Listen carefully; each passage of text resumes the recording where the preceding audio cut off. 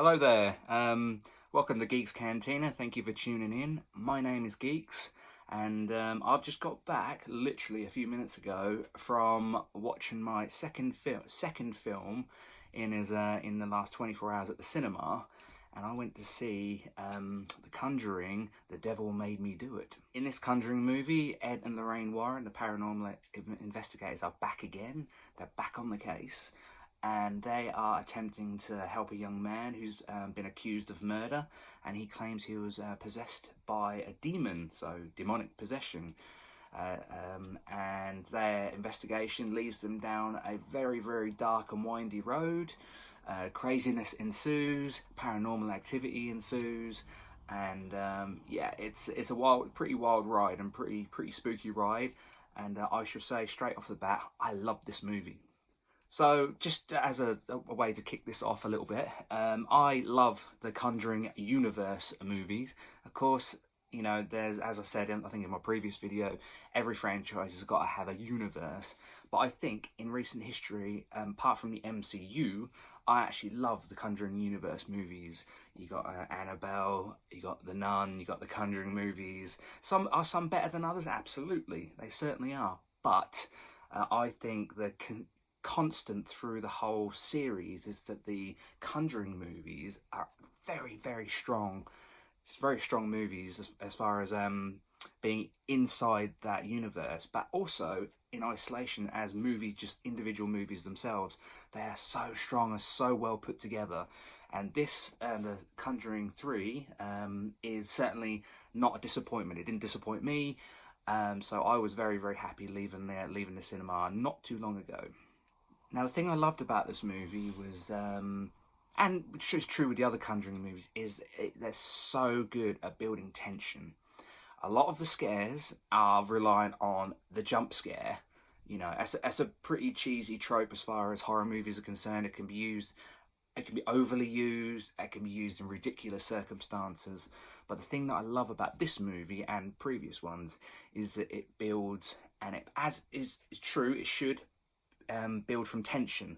So there is tension, there is tension, there is tension. Then the scare comes, but more often than not, it comes from it's a misdirect.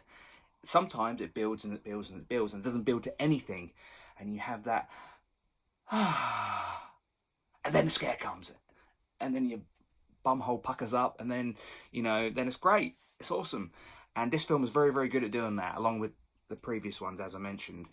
There's some really tense scenes, and where the thing I loved about this movie, I was engaged, I was zoned in, I was completely glued to it the whole time. And that could be down to the fact that I was biased. I'm a bit biased because I came in loving the previous movies, and I thought, well, this movie's going to be good, I'm just going to zone in on it. But when I was watching it, I was thinking, this really caught me in, it really pulled me in. They plucked me from the cinema, pulled me into the movie, and I was engaged in this story. A lot of the film is set during night, as you'd expect in most good horror films, particularly supernatural horror films. And some of the scenes, some of the tension scenes, the use of light and dark, the shadows, and the ambient light was so well done. Some of the scenes were so dark in a good way and lit so well that even the foreground, the characters in the foreground were literally silhouettes, kind of like film noir almost. It's like horror noir, and it was really, really well done. It really, particularly this one in this Conjuring movie, they did that very, very well. The cinematography was great, and it just lends to a very, very solid horror, supernatural horror film.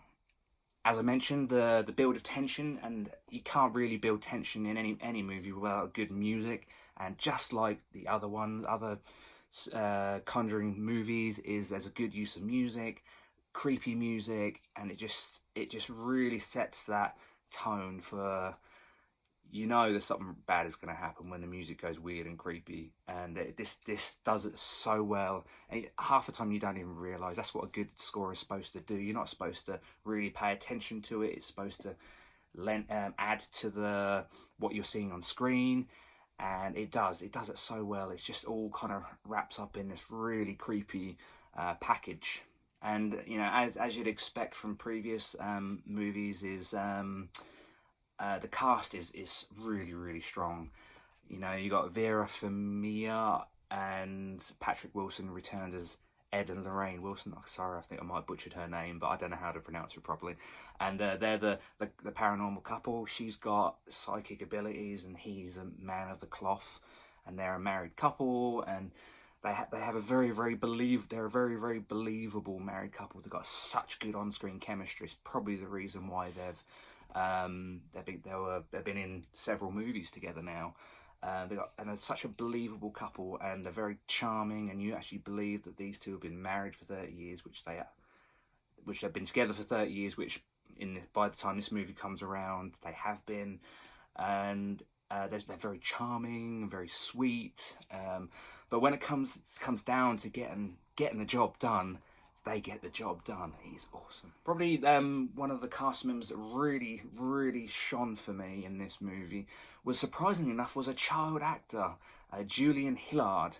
Now, the name probably isn't all that familiar to a lot of people, because first time I ever saw him was just a couple of years ago, and he was in the series The Haunting of Hill House, which anyone who's seen it knows it is a really scary. Well, I found it a very scary series. And he was in that, and I was very impressed by his performance, because, you know, sometimes child actors can be a little bit iffy. They can either be really good, or they can be really bad. We're not going to invoke young Anakin Skywalker, but oh damn, I just did it. Yes, but it does happen. Child actors are not always that good, but this kid has got, if he carries on in acting, he's got a very strong future ahead of him, because he's not in the movie much, but his acting abilities is just incredible. I mean, this kid's got a hell of a future ahead of him, and I hope he carries on, because he stole whenever he was in the movie, you're fixated on him. All eyes are on him, because his performance was so sincere and so incredible. I'm not gonna tell you anything, but he goes through a bit of a traumatic experience at the beginning of the movie.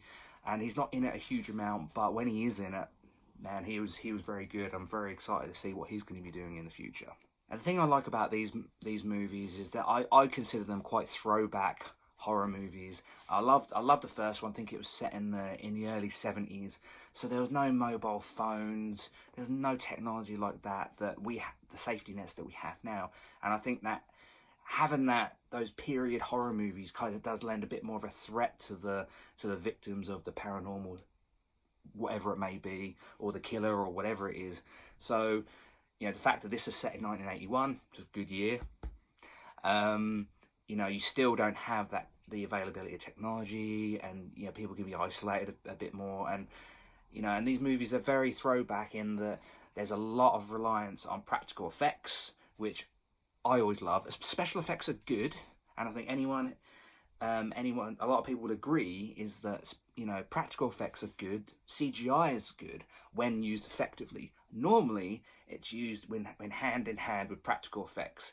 The 100% reliance on digital effects, it doesn't normally work that well, unless you've got like an Industrial Light and Magic or a workshop behind you, but they're pretty high profile special effects studios. So, but in The Conjuring 3, there was no obvious use of CGI. I think the effects that they used were very subtle, and there was a lot of practical effects, and I love that. And I think it adds a little bit more realism, and makes it a lot more genuine.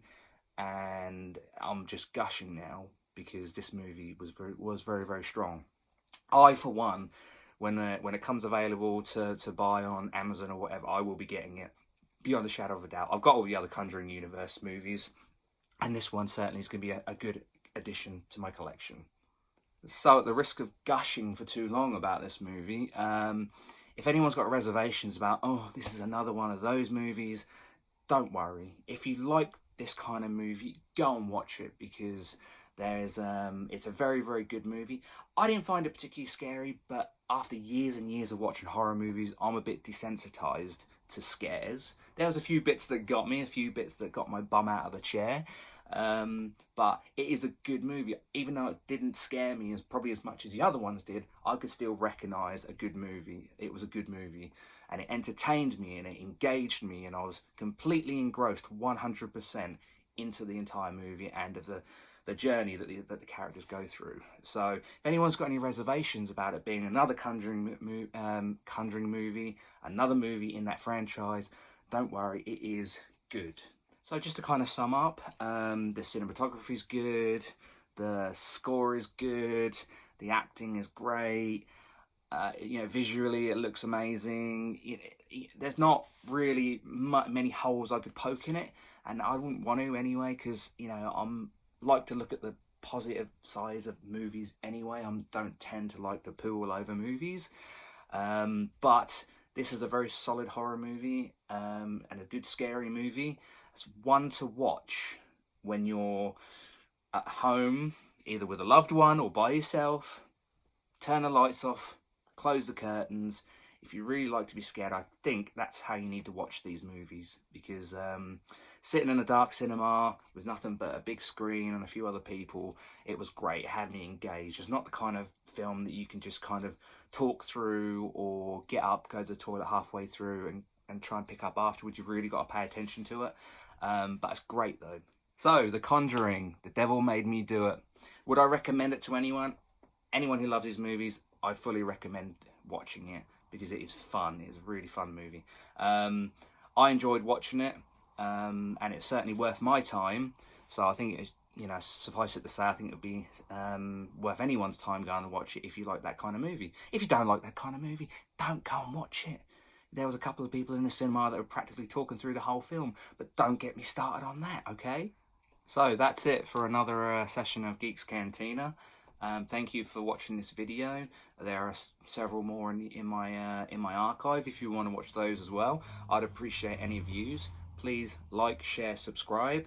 At some point I'm going to get the little ping up on the screen when I say it.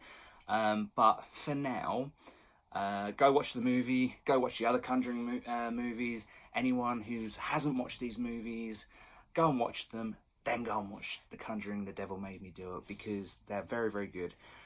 Watch them at night with a loved one, cuddle up with some popcorn. That's the kind of movie it's for. It's supposed to scare you, but at the end of the day, you can open the curtains, you can turn the lights on whenever you want. You don't have to be scared. Okay, everything will be all right. But anyway, thank you for visiting Gekes Cantina. My name is Gekes, and I'll see you in the next video.